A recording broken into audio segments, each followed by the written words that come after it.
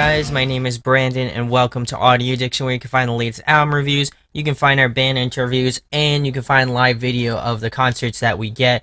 However, it's been kind of slow, but we will be getting video of ABR's Messengers tour. I hope to get the entire set. If I can try, I will definitely do so. Really looking forward to that tour, and hopefully I'll try to get video of 68.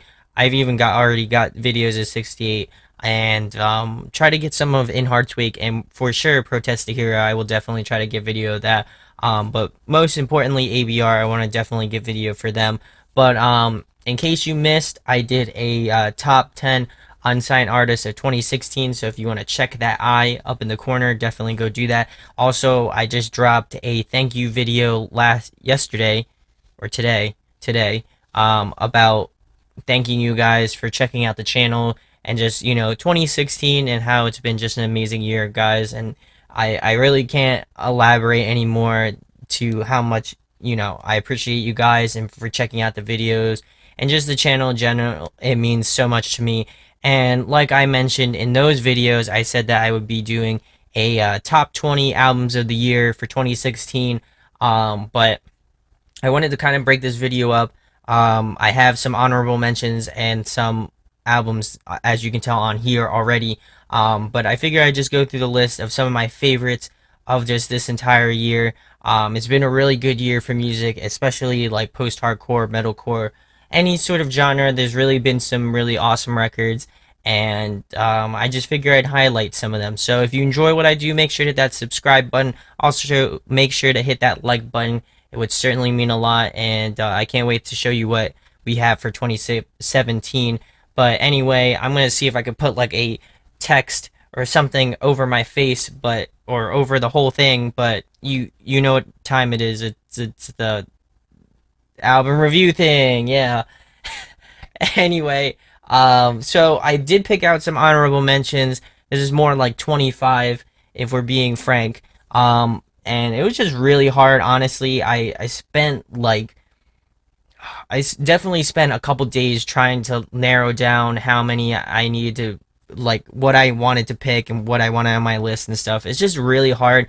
They had some really great albums this year, just in general, from all different sorts of genres. So it was really cool to just, listen to all of them, and hopefully, you like my picks. If not, then let me know in the comment section below which your top 20 albums for this year, if you have 20. If not, just tell me what some of your favorite albums are. I would definitely like to know.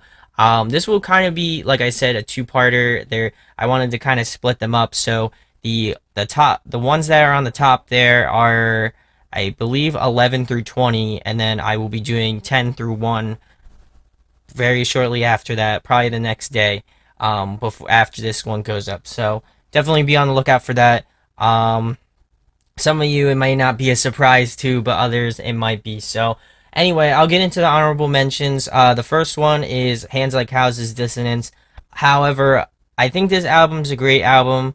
I know they went in kind of that heavier direction. They've completely scrapped what Ground Driller used to be and stuff like that, even though that's, in my opinion, one of my favorite albums and their best album. I really think this is a great album. It's got some really great, like, rock sort of anthems. And I like what Trenton's doing. Obviously, if you have seen him live, he's a excellent vocalist, and I can't wait for what they have in store for 2017, whether it be more touring or just stuff in general. I'm looking forward to it. So if you have not checked out Dissonance, I think it's a great album to just listen to. Now, in my opinion, I think if you had not listened to Hands Like Houses and you listen to this album, you would think that this is their sound, this is what they go for. You can get into it, and I really think that's great. But definitely go check out Unimagined and Ground Driller, as I mentioned previously. I still think those are some of my favorite works by them. Obviously, being Ground Dweller is one of my favorite records, but of all time. But I really think this is a really solid effort from these guys, and they're just great dudes overall. So definitely go pick this up if you feel inclined to do so. But it's more of a hard rock sort of vibes to it, as opposed to like post-hardcore and what they've been doing in the past other albums. So it doesn't have as much like layerings, it doesn't have as much synths, it doesn't have like all that sort of ambience to it. It's very, I would say, more straightforward in terms of just albums from them. But I really think it's a solid effort from them, and that's why I put it in the mentioned portion here. So the second album that you see on here is I See Stars Treehouse. I actually did a review on it. It was like one of my first reviews that I did, and I think it's a really solid effort. I like that they had Luke Holland on the drums. He's just a monster, and he's done obviously the Word of Lies new record, Dark Matter. He did Jason Richardson's new record as well. So obviously he has been doing a lot of different things, and I appreciate that. I think it's cool to see what he does differently. But getting back to I See Stars, I really enjoyed this one at the start. However, just like why I don't think it should be in the albums of the year for me at least, is that it just kind of lost its steam for me. I know they just released a new track called Calm Snow, or not new track, but they released a music video for that track. But I thought that was solid. I think the album's a solid album. However, I think they lost a kind of unique aspect to them in terms of just having Zach on and doing screams. I thought he had a very unique style and approach to how he did his screams, and I'm not saying knocking Devin. I think he does a great job as well. However, I kind of like the direction they're going with. Obviously, this is a little bit more new territory for them because Devin's doing, I would say, more cleans, and then he's trying to add screams on top of that. But I'll give it to him. It was their first album without Zach, so there was obviously going to be some rough patches. So we'll see what 2018. I would probably assume if they were going to release another record, that's what time it would be. But good effort on them, but just not good enough in my books at least. Um, the next album I have on my list is actually A Day to Remember's Bad Vibrations.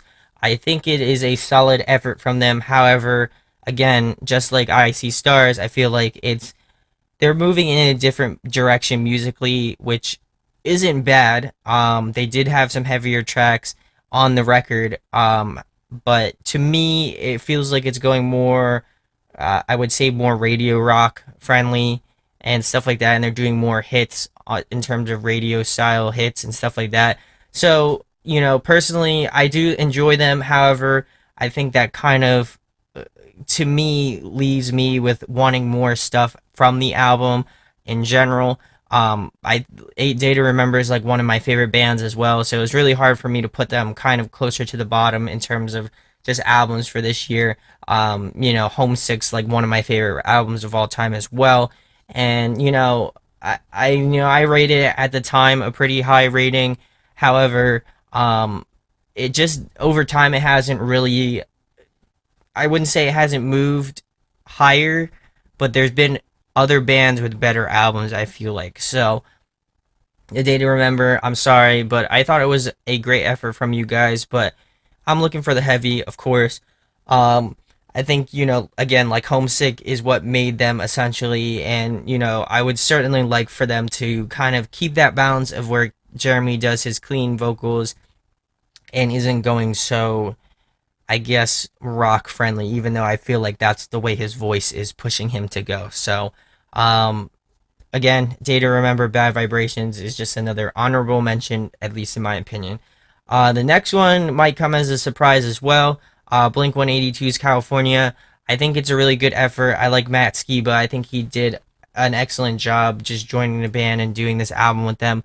And I just found out they're doing they're doing a deluxe album of this one, so I might have to pick that up.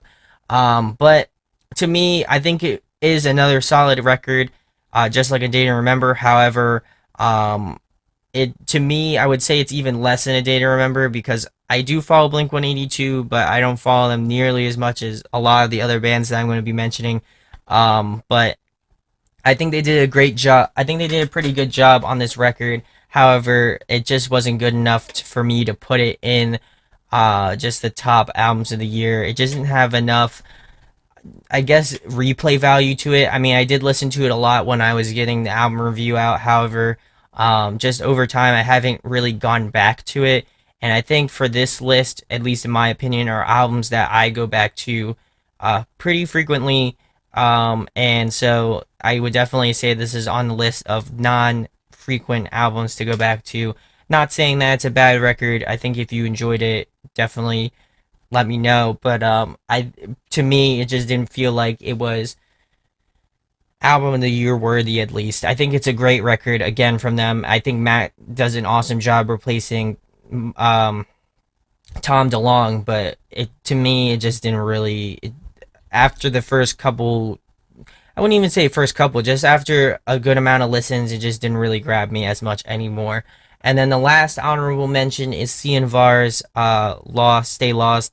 I think this is a great record. However, I feel like individually each band has done a little bit better in terms of the albums that came out this year, and also the fact that um, I think Dance Gavin Dance would definitely is definitely on this list. I can't tell you where, but I know that obviously they are.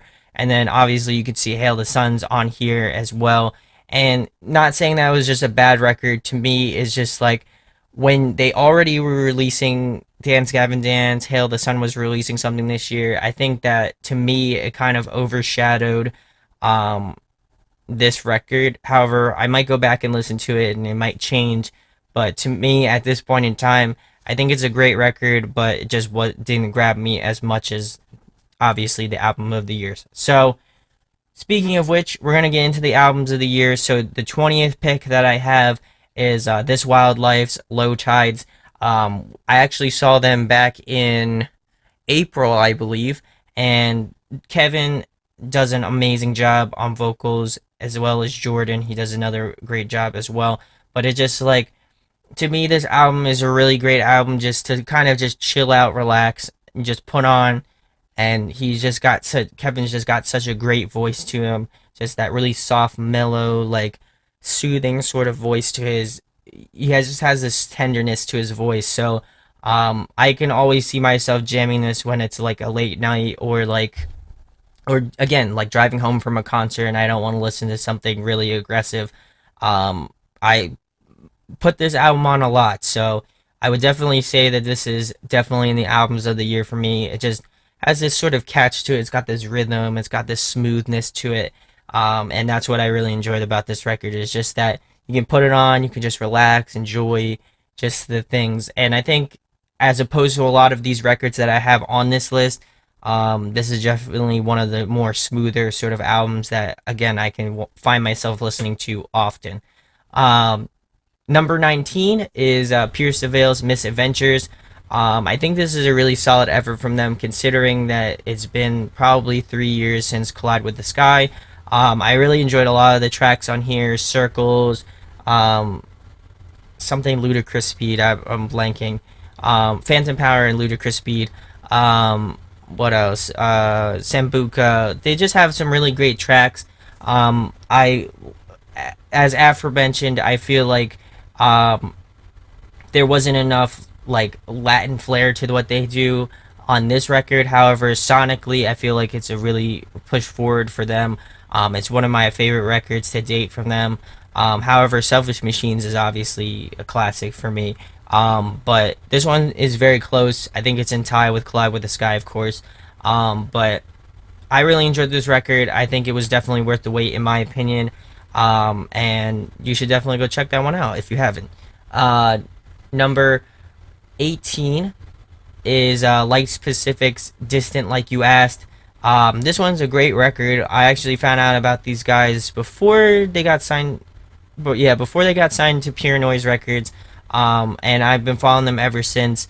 And I think this one is just another really great record from them. I'd say it's their best to date, without a doubt. It's just got this emotional grit to it, as well as just emotional lyrics and stuff like that. It's one of those sort of sadder pop punk sort of albums, but it really hits you in the feels. And it's something that I really enjoyed about this one. And again, it's like This Wildlife. I can put it on in the car, just jam it, and it's just a great album to just drive to and just listen and stuff like that. And vocally, I feel like it's very different from a lot of the other bands that I hear in pop punk. But and just lyrically, sonically, everything I really enjoyed about this record. and so that's why it's in the albums of the year. So we'll move on to the next one, 17, and this one's Normandie's Inguz. This was actually released in March, I believe, as well. And I really enjoy this one. I feel like this one is and I think this is why I put it instead of the Hands Like Houses one, because I feel like they just took it to another level. I love what the vocalist does on this record. He does have a little bit of screams, and there are some tracks with some screaming on it. However, I feel like it's just kind of like an amped version of Dissonance from Hands Like Houses. And I really enjoyed this. It was kind of out of left field for me. It's more rock, I would say more rock and maybe a little bit of hard rock mixed in there, but it's definitely, I think it's a step up of what Dissonance is. So if you like Dissonance, I feel like you'll really enjoy this record. So go check this one out if you haven't. That one is a great one. The next one that I have on my list is Hellions Opera Oblivia. They are a band out of Australia. And I really enjoyed this record a lot. I think just diversity is what got me on this record. It's something that's different. They have some happy upbeat tracks. They have some like slower, like sadder tracks. They also have some like Pure Surveil sort of influence in one of the tracks. I forget the track off the top of my head, getting old. But really enjoyed this record a lot. I'm excited to see what these guys do next. I know they've been signed with UNFD, which is a distributor of Rise. So they are kind of signed to Rise, I would say. But I really enjoyed this record. Definitely give them a listen if you have not. I think this record is, again, one of my favorites on here, and it's something that I can jam to and just enjoy. That's something different than the atypical like post-hardcore band. They have different elements that really make them unique, and what obviously made me pick them on this list. So go check it out. Hellions Opera Oblivia. Number 15 is The Color Morale's Desolate Divine. I honestly didn't feel like I liked this album as much. I did check out the singles, and then obviously I checked the album out when it came out, but I really like this record a lot. Obviously it's in here, so I would like it. But I think that Garrett has finally found his medium where he can just do singing, clean vocals, and then I think it's Aaron and Justin, I'm pretty sure, do the screams on these records. So I really enjoyed that, play off that, and it kind of reminds me of old TCM on like We All Have Demons or The Devil in My Eyes. I feel like they've kind of found that medium between that, and again, I'm excited to see what these guys have next. I think this record's a really great one. If you have not checked out Desolate Divine, go check that out. I think it's a nice mix between some rock parts, and just Garrett's vocals is like one of my favorites in the genre. I think he has one of the more unique ones. It's just got this real rasp to it, and like he's got this nice soulfulness to it as well on top of that. So really enjoyed that a lot, and obviously it's on the list for reasons. So go check it out. Color Morale, Desolate Divine. The next one I have on my list, 14, is Devil Wears Prada, Transit Blues. I really think this one is just a step in the right direction for Devil Wears Prada. They just picked up Giuseppe, I forget his last name, from X Haste Today, which is really cool because I like that band a lot. And I really think they did a really great job on this record. The Evergreen Terrence is one of my favorite, or the something Evergreen, but I don't remember it. But that track's one of my favorites. Obviously, released that as a single. But just overall, this record has just some really nice banger tracks. Praise Poison is one of my favorites off this record, and they just really came out swinging. I really wish there would be more of Jeremy's vocals. I do like Mike's vocals, however, I feel like he's really changed up his style since the last couple records. He just doesn't do as much as he used to. However, I feel like Jeremy is being underutilized in the clean vocal department. I've always endeared Jeremy's clean vocals, so it's kind of sad for me to see him not put too much effort into it. And so that's why it's not higher up on the list. If Jeremy had some more clean parts, you can bet your ass it would have been up higher. But for now, Transit Blues will be kind of closer to the bottom. But they're one of my favorite bands, so it was really hard to kind of put them in that spot. The next band that I have on my list, 13, is Forevermore's Integral. If you have not heard of this band, definitely go check these guys out. They kind of remind me of like Silent Planet. Trying to think who else they remind me of a lot. Um, they remind me a little bit of Era in terms of the technicality, and just stuff like that. I really think they do an awesome job. They're just a really awesome progressive metalcore band, and this obviously shows. But they did a concept on it. I think it was called dang it, I forget what it's called, but it's really cool concept, and it's based off of different colors of the mind and stuff like that, and just what type of emotions you would get from each specific color. And they go through the different kind of stages of that, which is really cool, and I think it's a cool concept. I don't think anybody has really totally, I per se, done it the whole thing. So it was really cool to see that, and I think it's something that sets them apart. I've been a fan of them since forever, even before Tell Us. I followed them since Sojourner, their first record, and they just have improved over time. It's just insane that these guys are super underrated. So go check out Forevermore. Awesome band, heavy, technical, progressive. I really think they are an awesome underrated band. Speaking about underrated bands, the next one is Hail the Sun. Culture Scars. This is number 12. I really think this is a great record. Donovan Morello is one of my favorite vocalists in the scene so far. I also like the fact that he plays drums and he sings. I feel like that's just doesn't happen in this style of music, considering the sort of technicality that comes with it. And they just did an awesome job. There's a nice ebb and flow in this whole album, Culture Scars, and it's definitely one of my favorites. And I was glad that I picked it up when I was at Warped Tour. But I want to see if I can pick up the vinyl for that as well, just to add to my collection. But this one's a great record. If you have not checked this one out, go check it out. They are actually going to be on tour this in 2017 with Silent Planet and Dayseeker and Ghost Key. So definitely be on the lookout for that. That one's going to be a fun tour to go to, and can't wait for a new record, new tours, new stuff from Hail the Sun. They always kill it. And then the last band on this list or part is Crystal Lake's True North.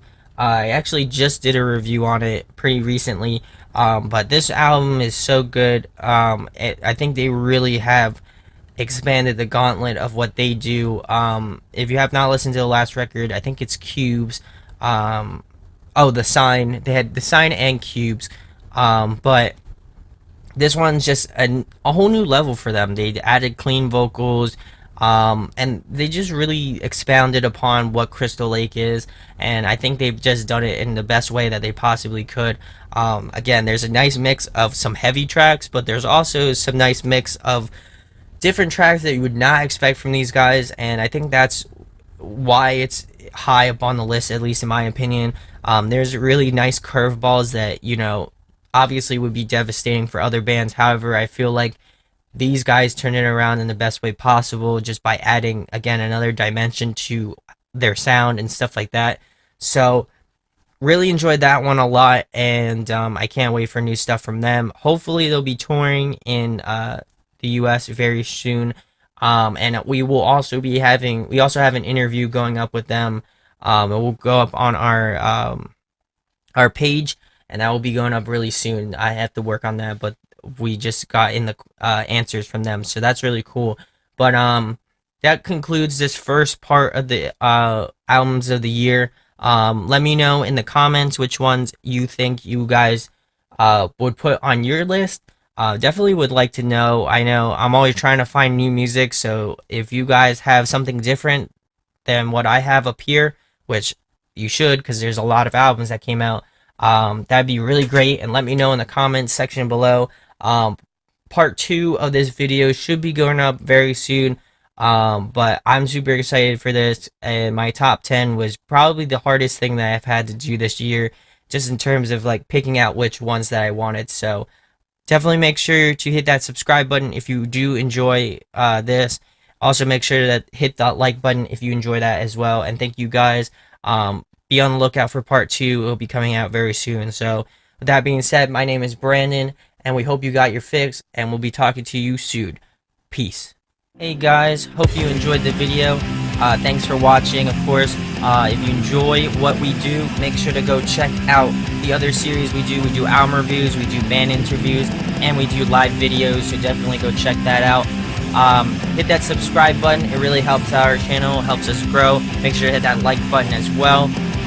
Go follow us on social media. That's all down below. We try to keep that as updated as possible. We also made a new website where we'll be posting photos of upcoming concerts and stuff like that, which you can go check out at audioaddictionmedia.com and come get your fix with us, guys. Talk to you later. Deuces.